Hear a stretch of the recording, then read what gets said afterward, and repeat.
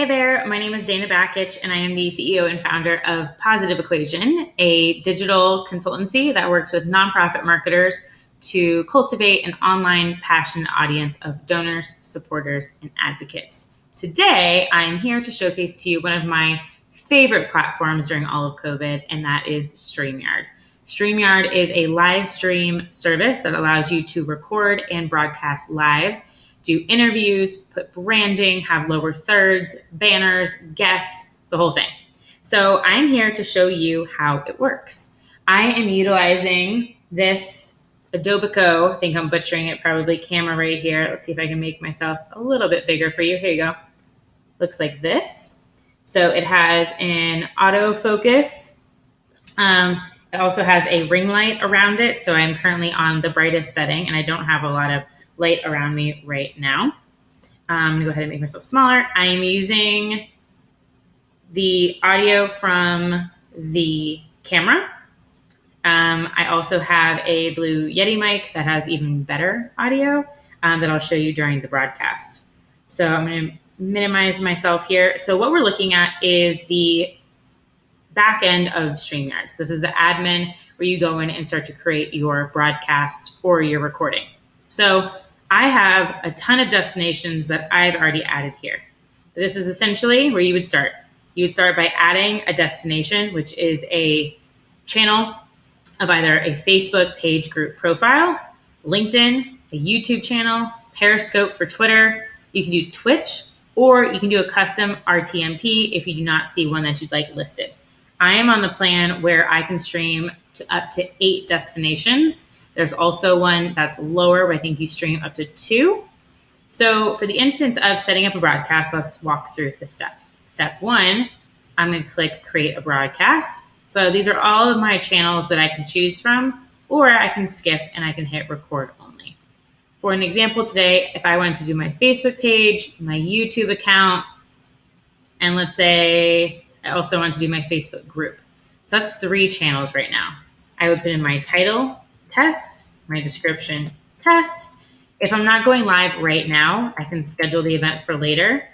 You can schedule an event up to 7 days in advance. I can upload a thumbnail image and I can pick my start time.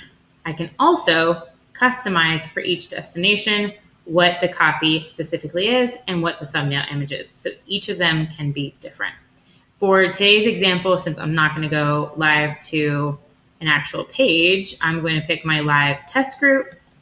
I'm going to do testing, and I'm going to go ahead and do create broadcast. Now what's going to happen is this is what anybody would see if they're going to be joining your broadcast studio. So you see here, automatically, it's going to test for my video, and I'm going to change the audio to the camera. So now my microphone is working. Okay, so what I'm actually going to do here is I'm going to change from the camera microphone, which is okay, but I'm going to change it to, go into audio, I'm going to change it to my Yeti. Now you should hear a change. Let me see. Oh, and I got to unmute it. Microphone is working. The Yeti looks like this over here on the side. So when I do my recording, you should see a big difference. I have my display name. I could change this if I wanted to. I'll leave it as my full name for right now. And I'm going to enter the broadcast studio. Now, this is the back end of the studio. So what this looks like right now, there's nothing on camera.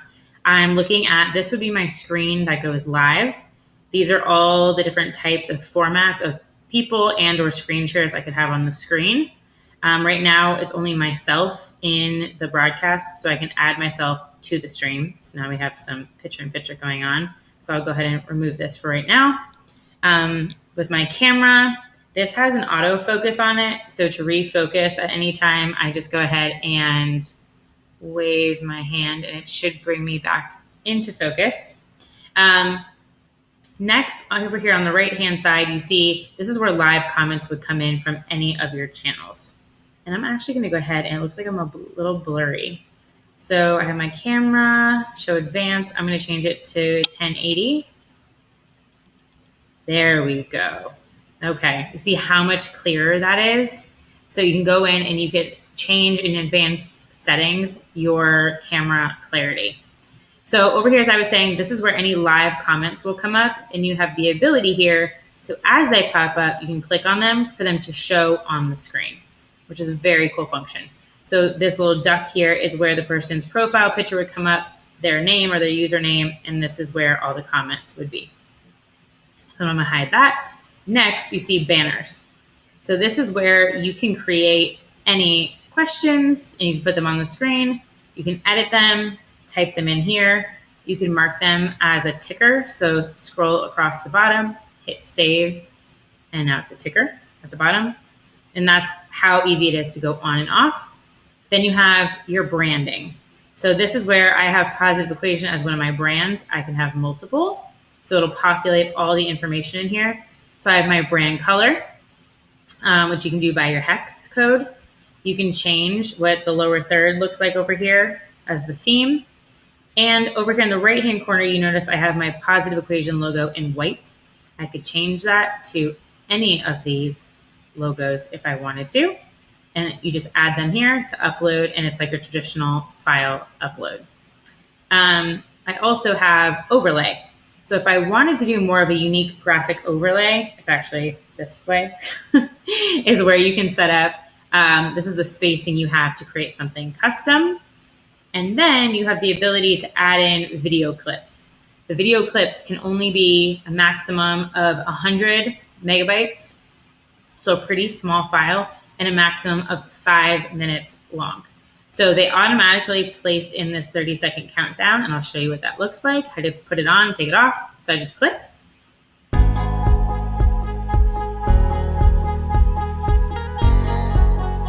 And I can let that play out, or I can bring it myself back by just clicking it again.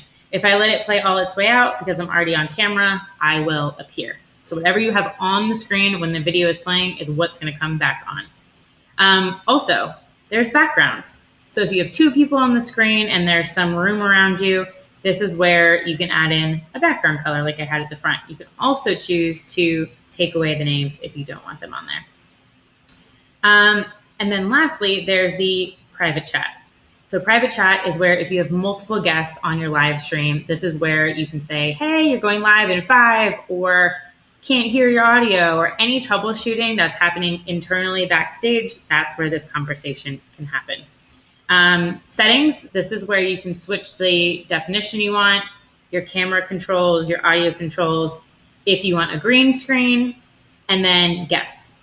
So guests can see all the viewer comments. You can turn that on or off. Play a sound when the guest enters. So there'll be a little ding, which is helpful if you don't have your screen up at the moment and they're popping in down below. And then the last thing was guests must authenticate. This is just an extra step that I don't usually recommend because it just makes it more difficult for them to come in. Otherwise, as a producer, you are bringing people on and off stage. People do have the opportunity to share their own screen if they want to, but you have to bring that on. And then you can have all these different formats of showcasing people, and this is what a screen share would be like if I was sharing a screen, or the screen share can take over the total screen, and you just click over to each one. Overall, it's a super seamless, easy platform to utilize. When you're ready to go live, traditionally, there'll be a countdown here if you have one scheduled. Otherwise, you just click the button Go Live. So if I was to do that as an example, Go Live, it would say, are you ready? I hit Go Live. It gives me a countdown shortly. Syncing, there we go. And we are live. So it gives me that little bing, and it's monitoring me right here that I am live. Then when I'm ready to end my broadcast, oh, I should note, it also shows you how many live viewers you have, which is great. So you can see how popular maybe one area is, and just interact with your viewers and get them responding to you in the live comments. And then when you're ready to wrap up, you just click End Broadcast at the top. Make sure to give it a beat.